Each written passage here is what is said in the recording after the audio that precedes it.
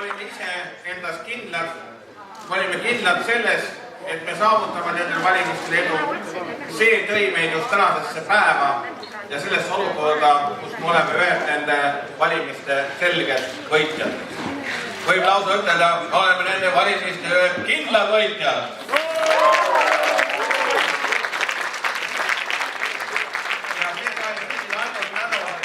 Kogu meie erakonnal, kõigi meie kaaslaste, kõigi meie kaasamõtjad ja kõigi meie valijate ühisele tööle. See kampaania on olnud meie enda jaoks teistsugune. Ta on olnud kampaania, kus me julgesime olla need, kes me oleme. Me julgesime minna välja ja inimestega rääkida. Me julgesime neid kuulata ja nende käest küsida, mida me peaksime tegema, mis on nende mured ja soovid. Ja just see tõi meile edu. See, et me suutsime saada üle sellest kartusest, mida vahetavad poliitikuid on vaevanud ja me suutsime tõesti rääkida inimestega.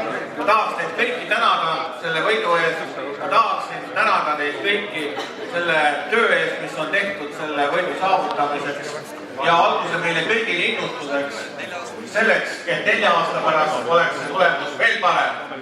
Aitäh ja suur tänu!